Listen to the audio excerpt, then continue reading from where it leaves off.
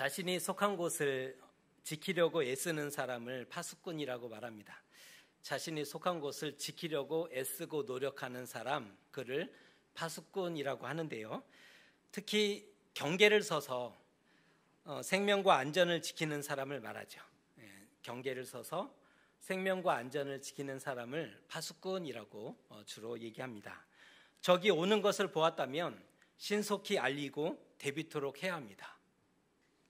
파수꾼이잖아요. 적이 오는 것을 보았다면 신속히 알려야 되고 또 대비하도록 하는 것이 맞을 겁니다. 만일 전하지 않고 역할을 다하지 않으면, 보고도 침묵하면 성이 무너지고 수많은 사람들이 죽거나 노략당할 수밖에 없을 것입니다. 오늘은 파수꾼의 비유를 통해서 우리가 어떤 삶을 살아가야 할지에 대한 그런 고민을 함께 하고자 합니다. 에스겔서가 다소 무거운 또 어려운 그런 말씀 중에 하나인데, 오늘은 비유 자체가 파수꾼이라는 비유를 가지고 어떠한 삶을 우리가 선택하고 걸어가면 좋을지 고민하도록 하겠습니다. 에스겔서를 읽게 되었는데요. 주전 597년에 바벨론의 침략이 있었죠. 남유다가 멸망한 것은 주전 587년이니까 멸망하기 10년 전쯤에 바벨론의 침략이 한 번 더 있었는데요. 이 침략으로 인해서 유대의 수많은 이들이 죽어갔고 상류층에 해당하는 1만여 명의 사람들이 포로로 끌려가게 됩니다. 그러니까 멸망하기 전 10년 전에 바벨론에 또 한 번의 침략이 있었고 1만여 명에 해당하는 사람들이 포로로 끌려갔다는 거예요. 이때 에스겔도 포로가 되었다라고 기록되어지는데 그 역시 상류층에 속했던 사람임을 알 수가 있죠. 바벨론이 반역을 무마시키기 위해서 상류층의 사람들, 귀족들, 배운 사람들을 다 끌고 갔는데 이때 에스겔도 포로로 사로잡혔다는 것을 알 수가 있습니다. 그렇게 그발 강가에서 5년의 시간이 지나게 되었죠. 이스라엘이 포로가 되어서 그발 강가라는 지역에서 살게 되었는데 5년의 시간이 지났을 때 여호와의 말씀이 그 땅에 전해집니다. 여호와의 손이 에스겔을 사로잡아서 선지자로 부르셨던 겁니다.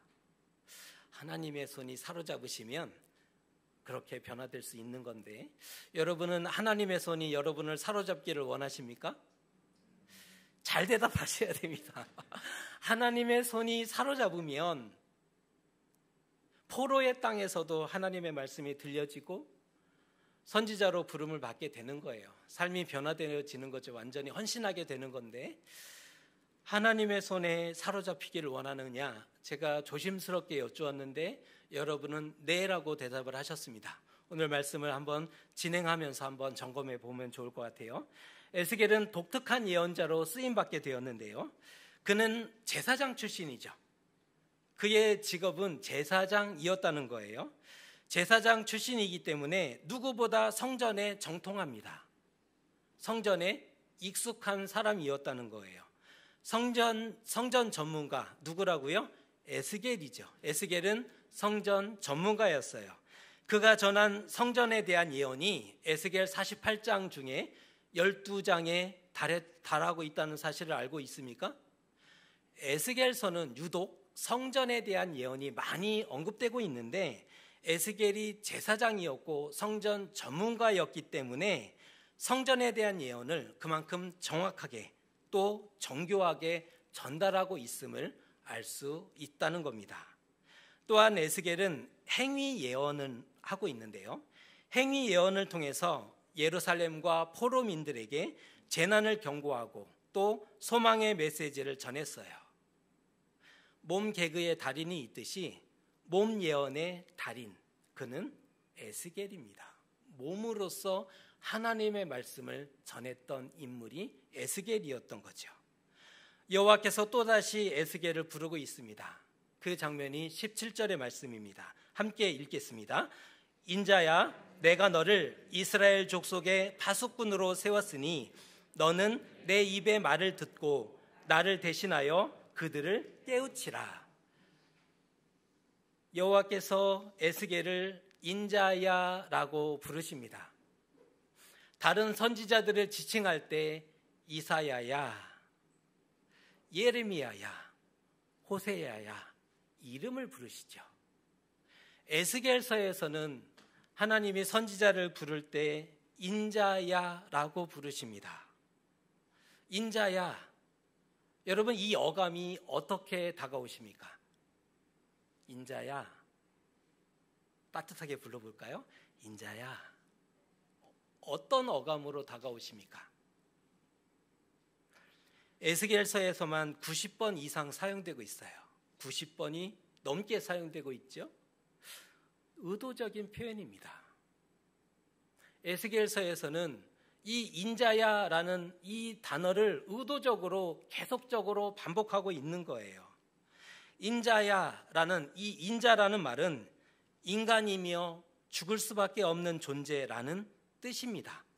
인간이라는 거예요. 죽을 수밖에 없는 존재라는 뜻입니다. 하나님은 에스겔에게 선을 분명히 긋고 있어요. 하나님이 에스겔에게 찾아오셔서 말씀하시잖아요. 말씀하시지만 선을 분명히 긋고 있다는 거예요.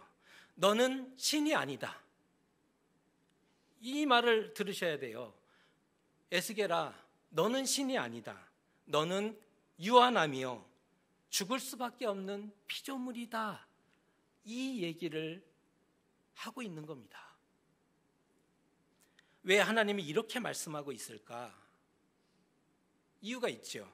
이스라엘이 하나님을 무시하고 외면했지만 우상을 사랑하고 우상을 경배하는 일에는 열심히 했기 때문입니다. 하나님이 그것을 지적하고 깨우치고 있는 거예요.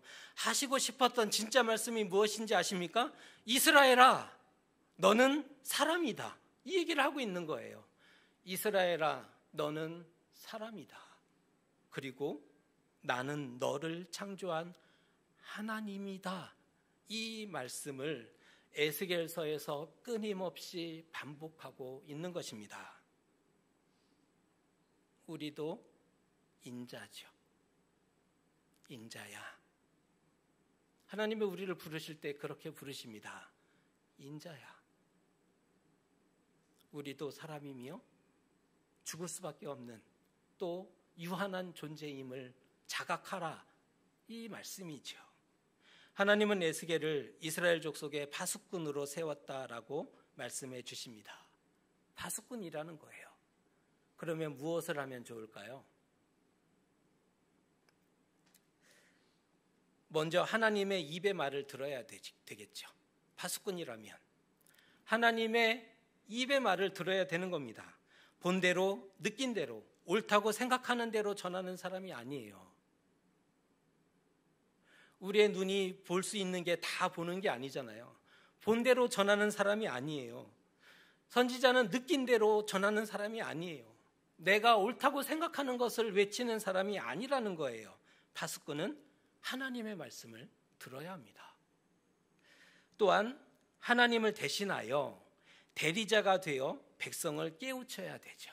하나님 대신 백성을 깨우치는 사람, 그가 파수꾼인데 파수꾼의 역할입니다. 이것이 누구에게 보내든지 가야 합니다. 그게 왕이든 귀족이든 백성이든 누구에게 보내든지 가야 합니다. 또한 무슨 말씀을 하셨든지 그대로 전해야 합니다. 심판의 메시지라면 심판을 외쳐야 되고 축복의 메시지라면 축복을 외쳐야 되겠죠. 그러나 중요한 것은 무슨 말씀을 하셨든지 그대로 전해야 한다는 거예요. 왜냐하면 하나님이 보내셨고 하나님이 말씀하셨기 때문입니다.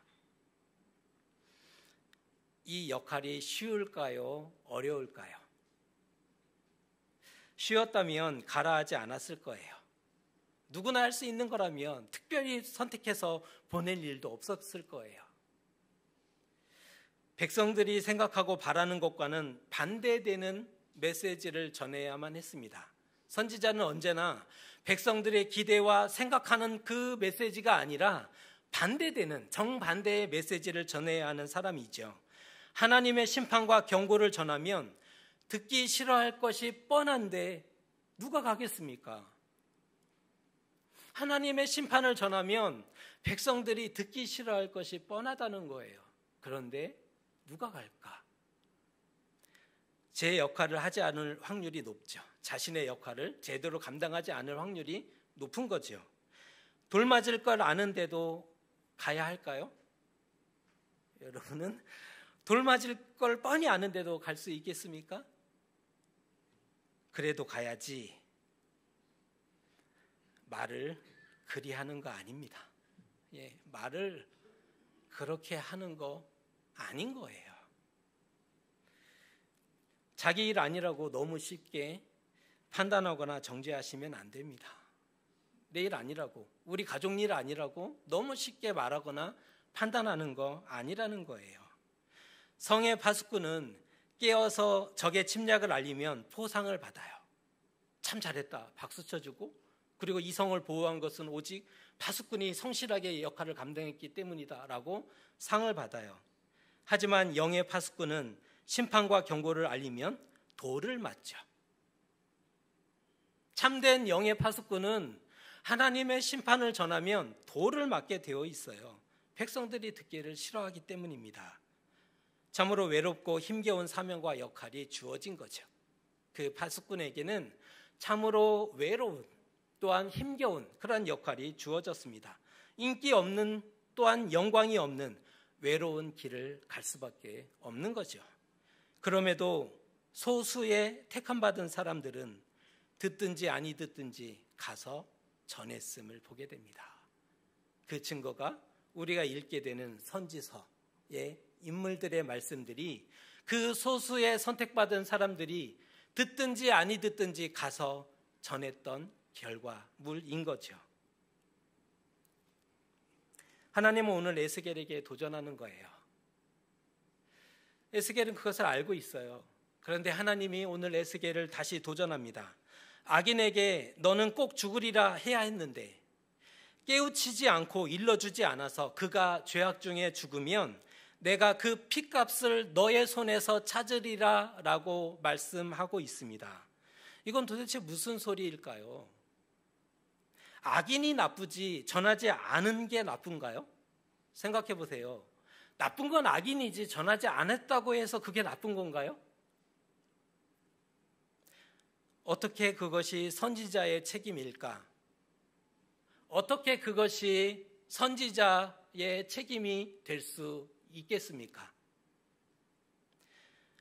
여기 나오는 그 핏값을 내 손에서 찾으리라 라고 쓰고 있잖아요. 그 핏값을 너의 손에서 찾으리라 라는 말은 그의 죽음에 대한 책임을 마치 네가 살인한 것처럼 묻겠다라는 의미예요. 굉장히 무거운 거죠.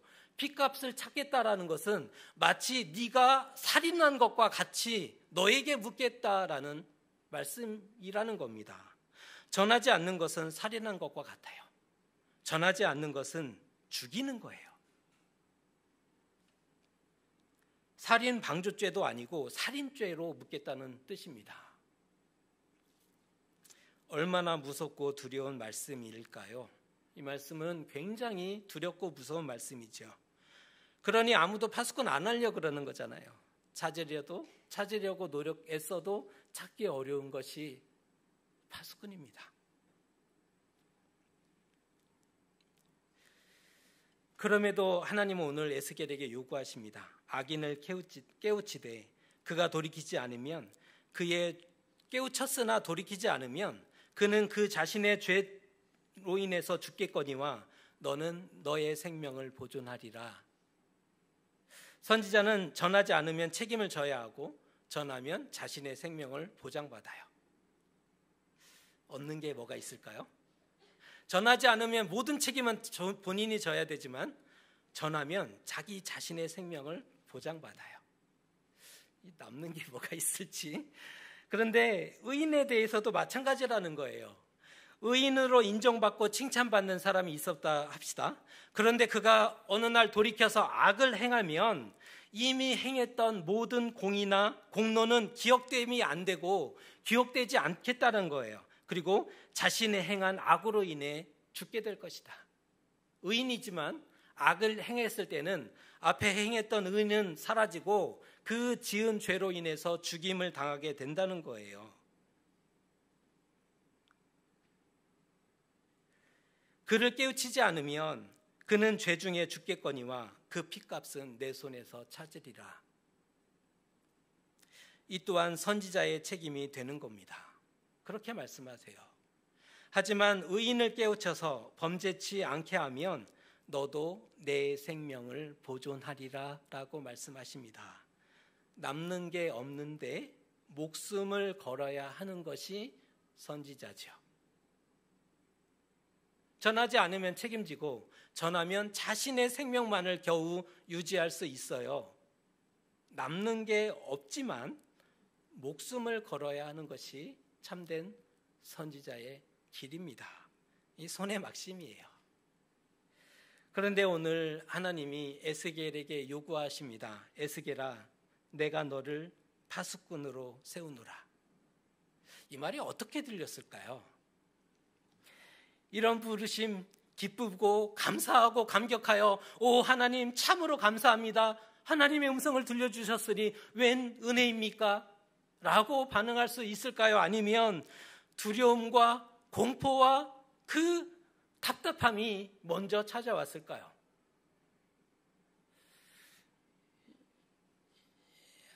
하나님의 음성이 쉬운 게 아니에요. 이스라엘에게 가서 깨우치고 그들의 악한 길에서 떠나 생명을 구원하게 하거라. 가서 이스라엘에게 그 죄를 돌이켜서 생명을 구원하게 하라. 에스겔이 무엇을 했을까요?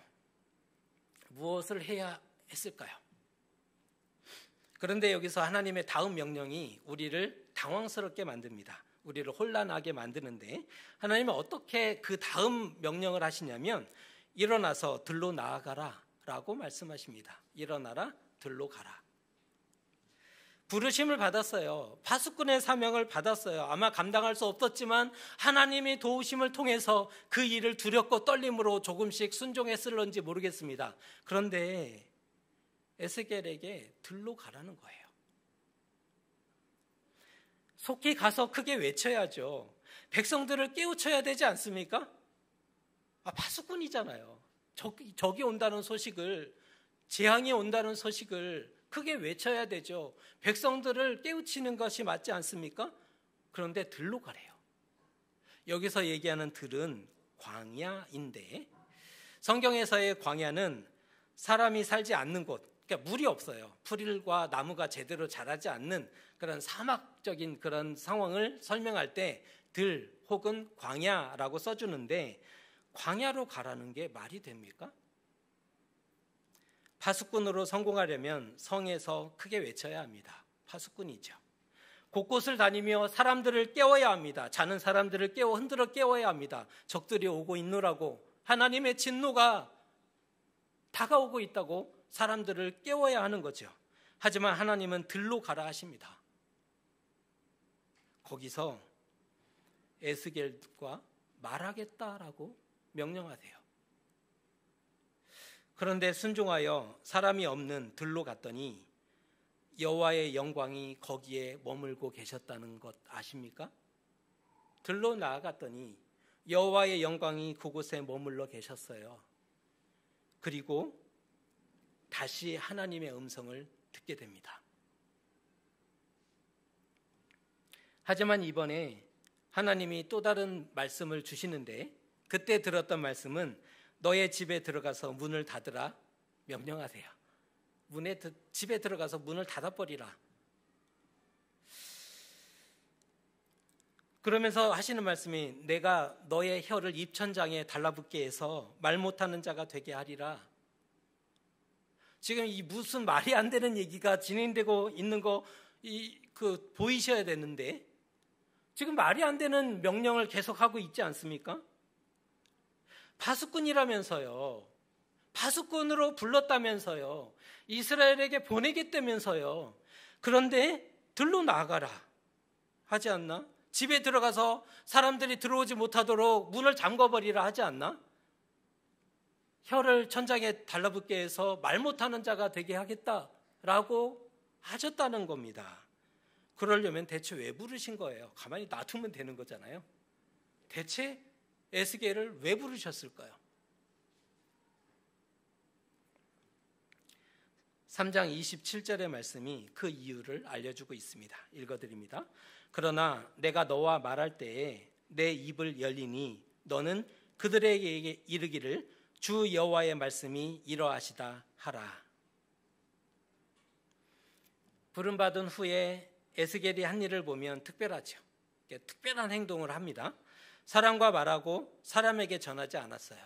에스겔 선지자는 부름받은 이후에 뜨거워져서 사람을 찾아가서 파수꾼으로 외치고 말하지 않았다는 거예요. 그는 광야로 나가서 하나님과 말하죠. 에스겔은 하나님께 부름받아서 파수꾼으로 부름받아서 광야로 나가서 하나님과 말하고 하나님의 영광 안에 먼저 머무르게 되는 것을 보게 됩니다. 가만히 생각해 보면 이게 참된 선지자의 할 일인 거예요. 광야로 나가서 누구하고 말해야 된다고요? 하나님. 누구의 영광 안에 들어가야 된다고요? 하나님의 영광 안에. 지금 가만히 보면 에스겔이 참된 선지자가 해야 될 일을 하고 있는 거예요. 하나님과 말하고 하나님의 영광 안에 들어가 있는 것. 또한 입이 닫혀서 사람의 말을 아예 하지 못하도록 만들어 버리셨어요. 문을 닫아서 사람을 만나지도 못하게 했고 입이 닫혀서 사람의 말을 하지 못하게 한 거예요. 사람의 말을 하면 안 된다는 거예요. 사람의 말을 할 필요가 없다는 거예요. 무슨 말을 해야 되는 거예요? 하나님의 말. 사람의 말이 필요한 게 아니라는 거예요. 이 시대는, 이 예루살렘 성에는 사람의 말이 필요한 게 아니었다는 거예요. 이 예루살렘의 멸망을 피할 수 있는 하나의 길은 하나님의 말, 그 말을 들어야 된다. 이것을 일러주고 있는 말씀이에요. 그래서 에스겔의 입이 언제까지 닫혀 있었어요? 하나님의 말씀이 들려올 때까지. 말씀이 들려오니까 입이 바로 풀려져서 주 여호와께서 말씀하셨다라고 외치게 되는 사람이 되었던 겁니다. 하나님과 말할 때 입이 열렸어요. 그리고 말씀을 전하게 되었습니다. 분명한 것은 하나님과 깊이 만날수록 말이 적어지더라. 여러분도 느끼시잖아요. 하나님을 깊이 만난 사람일수록 말이 없어요. 그냥 안아줘요. 기도할게요. 끝이에요. 뭔가 특별한 하나님의 음성 같은 뭔가를 기대했는데 말이 없어요. 위대한 성인일수록 말이 없습니다. 하나님을 가볍게 만난 사람일수록 말이 많아요. 할 얘기가 많은 거죠.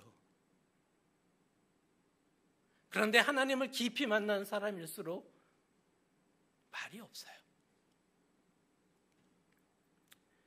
혹시 우리는 사람을 찾아다닌 것은 아닌지, 사람을 찾아다녀서 사람을 통해서 무엇인가를 하려고 한 것은 아닌지, 우리의 많은 말로 무엇인가 하나님의 특별한 일들을 만들어 보려고 했었던 것은 아닌지, 사람의 말로.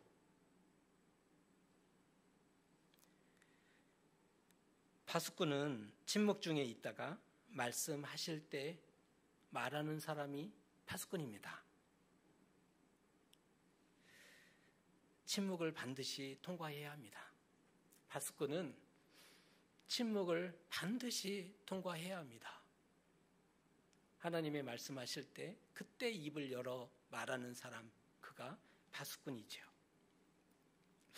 사람의 말이 그치면 하나님의 말씀이 들려옵니다. 기도도 똑같아요. 우리의 많은 기도의 소리가 닫혀질 때 하나님이 그때 비로소 말씀하시죠. 기도도 똑같은 거예요. 우리도 하나님이 부르셨습니다. 또 우리도 많이 보고 듣고 체험한 사람이죠. 그런데 은혜 받았다고 뜨겁다고 혼자서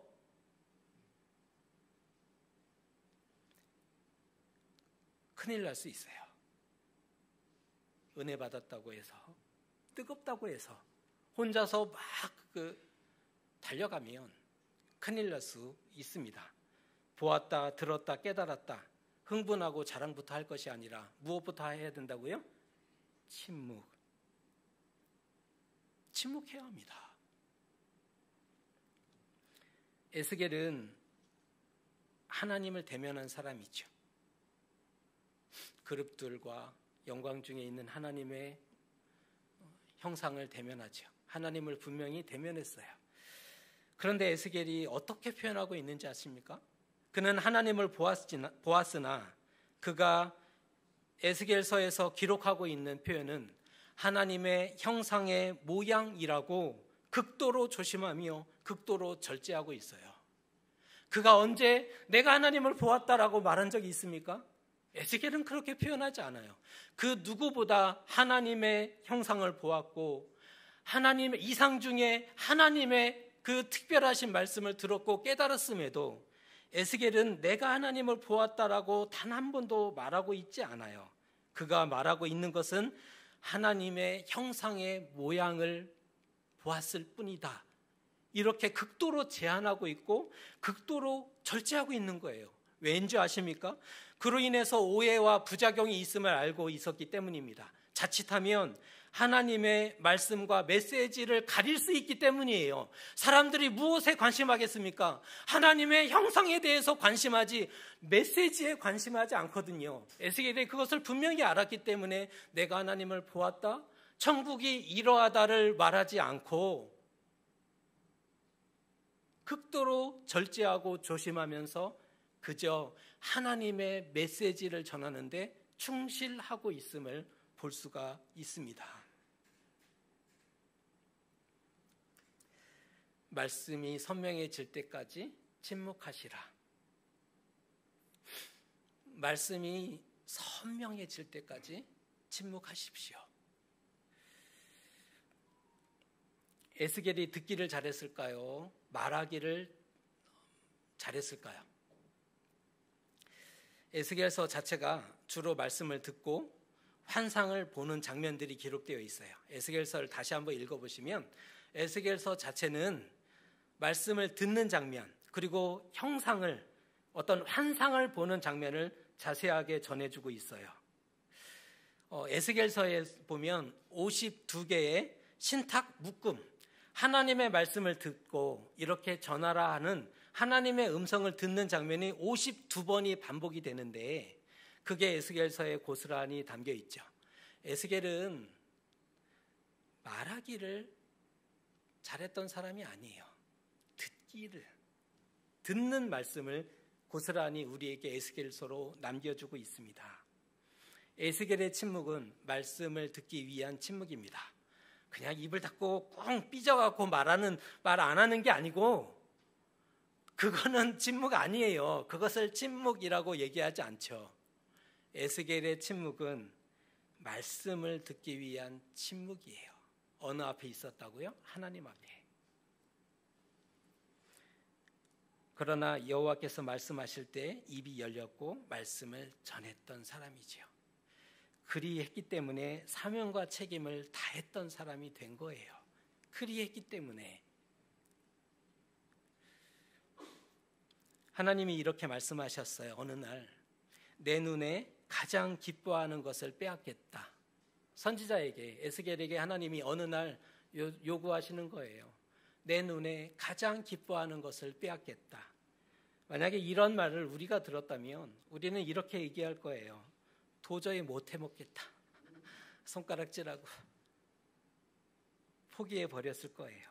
그런데 에스겔은 아내의 죽음까지 순종합니다.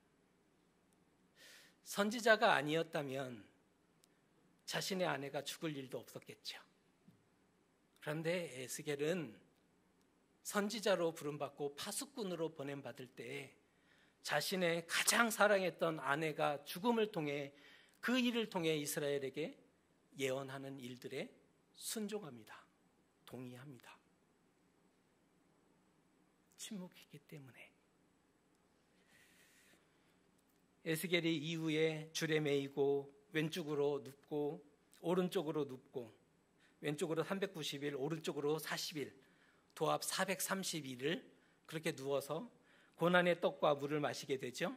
머리털과 수염을 깎아서 성읍 안에서 불사르고 성읍 밖에서 칼로 치고 바람에 흩어버리고, 그의 이상한 행동들을 보고 사람들이 찾아오는 거예요.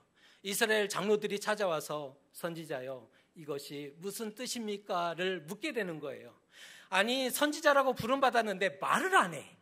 그러니까 사람들이 답답하니까 도대체 이게 무슨 뜻입니까?를 물어요.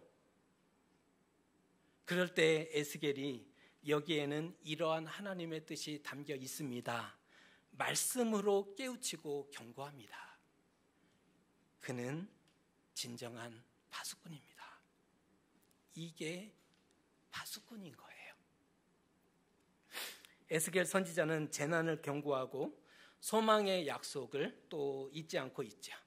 예루살렘이 무너지기 전, 10년 전이죠. 예루살렘 무너지기 전 이 10년 동안에는 재난을 선포해요. 하나님의 재난이. 왜? 회개하라고. 그러나 예루살렘이 무너지고 나서는 소망의 약속을 줍니다. 왜요? 돌아오라고. 에스겔서를 보면 이게 극단으로 나눠져요. 예루살렘이 무너지기 전에는 재난을 얘기합니다. 예루살렘이 무너지고 나니까 소망을 얘기하죠. 예고된 재난이 현실로 나타난 것처럼 이 얘기예요. 이스라엘이여 들으라. 예고된 재난이 현실로 나타났듯이 회복 약속도 반드시 성취하게 될 것이다. 이거를 얘기하고 있는 거예요. 재난이 현실이 되었지 이 회복과 구원도 현실로 나타날 것이다. 하나님을 바라보라. 이 얘기를 해주고 있습니다. 재난은 징벌이 아니에요. 에스겔에서 나타나는 재난은 징벌이 아닙니다. 자기 백성들로 하여금 하나님을 알게 하는 수단으로 사용되고 있어요. 에스겔에서 재난은 징벌이 아니에요. 하나님을 다시 발견하게 되는 그러한 수단과 방편으로 사용되고 있습니다. 그렇다면 우리가 마주한 문제와 어려움을 어떻게 이해할 것인가를 답을 얻을 수 있어요. 우리에게 있는 이 문제와 어려움을 우리는 어떻게 이해할 것인가? 하나님께 돌아가는 것으로 바꿀 수 없겠는가?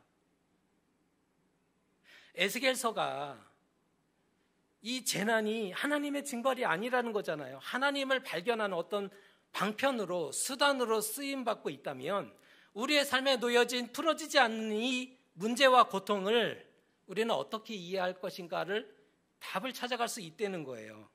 하나님께 돌아가는 것으로 바꿔낼 수 없을까?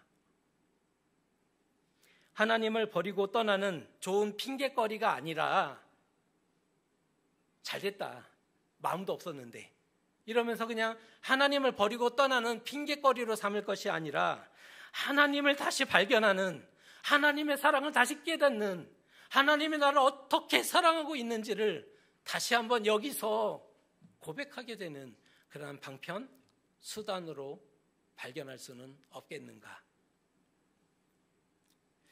우리도 파수꾼으로 이 땅에 보냄받은 사람입니다. 여러분 아니라 하셔도 소용없어요. 여러분도 파수꾼으로 이 땅에 보냄받은 사람들입니다. 침묵, 우리는 너무 잘했죠. 침묵 우리는요 최고예요. 이게 칭찬, 이거 비꼬는 게 아니고요, 칭찬입니다. 우리는 침묵 잘했다. 너무 잘했어요, 침묵. 그런데 이제 하나님의 말씀하셨다면 다시 입을 열고 전해야 되지 않는가? 이거는 도전입니다. 우리는 파수꾼으로 보냄받았다니까 이거는 아닙니다, 싫어요, 소용없어요. 파수꾼이에요. 그냥 침묵 잘했어요. 오케이. 다시 하나님의 말씀이 들려온다면 입이 열렸는데 여전히 아닌 것처럼 닫고 있을 수는 없지 않겠습니까? 우리는 생명과 안전을 지키는 사람들입니다. 나 자신의 생명과 안전, 우리 가족의 생명과 안전, 이웃과 형제의 생명과 안전을 지키는 존재가 바로 우리라는 거죠. 에스겔처럼 입이 열려서 말씀을 전하고 주신 사명과 책임을 다하는 참된 파수꾼 되시기를 주님의 이름으로 축복합니다. 기도하겠습니다.